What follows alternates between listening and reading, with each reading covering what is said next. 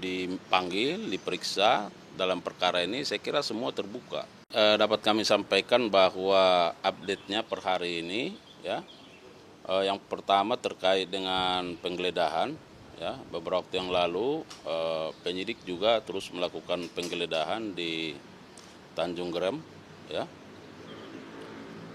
di salah satu kantor, dan dari sana penyidik menemukan ada 10 kontainer dokumen, ya.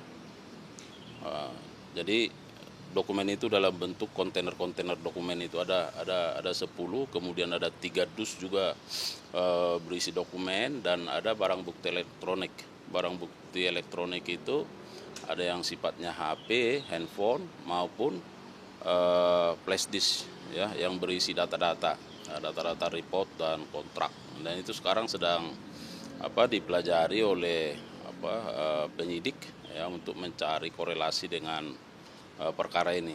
Nah, kemudian per hari ini bahwa terkait dengan pemeriksaan, penyidik akan fokus dulu untuk melakukan pemeriksaan terhadap para tersangka, ya, tersangka sebagai saksi, ya. Jadi karena ada 9 tersangka, maka sesuai dengan perannya masing-masing dikaitkan dengan dokumen dan data yang sudah diperoleh, maka para tersangka ini akan diperiksa statusnya sebagai saksi untuk membuat terang, ya, sejauh mana dia mengetahui, memahami, merasakan terkait dengan apa yang sudah terjadi di Pertamina Patraniaga ini terhadap perkara ini. Nah, itu terkait soal update-nya. Artinya kan sudah ada penggeledahan, kemudian juga akan ada pemeriksaan para tersangka sebagai saksi. Ada lagi nggak Pak saksi yang akan diperiksa? Mungkin kalau kita kaitkan dengan ada statement nih dari Ahok kemarin terkait dengan adanya dugaan keterlibatan BPK dalam kasus korupsi ini, apakah memungkinkan Kejagung ini akan memanggil BPK atau mungkin Ahok dipanggil juga diperiksa?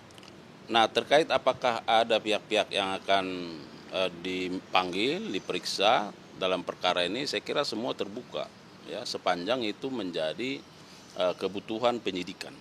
Nah, jadi kan penyidik tentu dalam rangka membuat terang tindak pidana ini, membuat satu perencanaan, ya, untuk dalam rangka membuat terang tindak pidana, menemukan bukti-bukti, dan tentunya akan diselaraskan dengan unsur-unsur pasal sangkaan, ya. Misalnya kalau unsur barang siapanya, tentu akan dicari bukti-bukti yang bisa menjelaskan unsur barang siapa, unsur melawan hukum, dan seterusnya.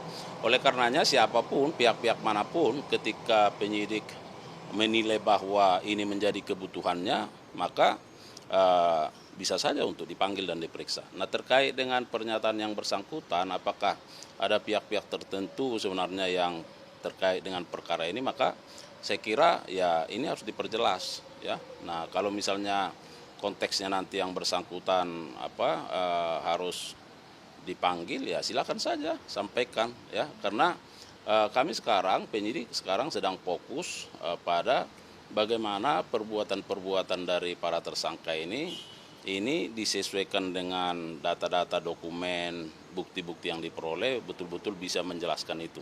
Nah, kalau misalnya nanti yang bersangkutan harus dimintai pertanggungjawaban, tentu kita lihat apakah itu menjadi kebutuhan dari penyidikan. Tapi sejauh ini dari penyidik sudah mengetahui soal ini dan mungkin ada rencana untuk memanggil begitu, karena untuk mengklarifikasi juga terkait dengan pernyataan. Ya, itu yang saya sebutkan, artinya ini kan terus bergulir kan. Nah, bergulir, lalu nanti kita lihat apakah misalnya dari, kalau yang nggak salah kan, apakah statusnya sebagai komisaris dan seterusnya. Jika penyidik merasa perlu dari sisi pengawasannya, nanti kita lihat seperti apa, ya. Apakah ini juga berkaitan dengan perbuatan para tersangka. Nah, saya kira di situ dia akan dikaji apakah itu menjadi kebutuhan penyidikan. Kemungkinannya dalam waktu dekat mungkin akan dipanggil Ahok atau mungkin memanggil BPK? Kalau ada pihak-pihak yang akan kita panggil, akan kita update. Ya, akan kita update.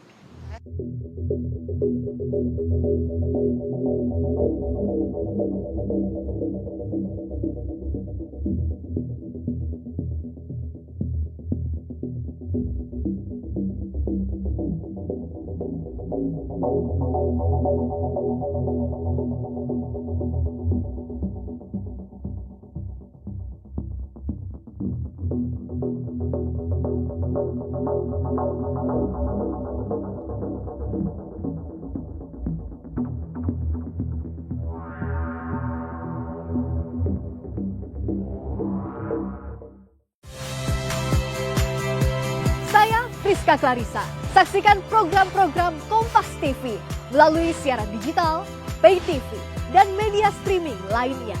Kompas TV, independen, terpercaya.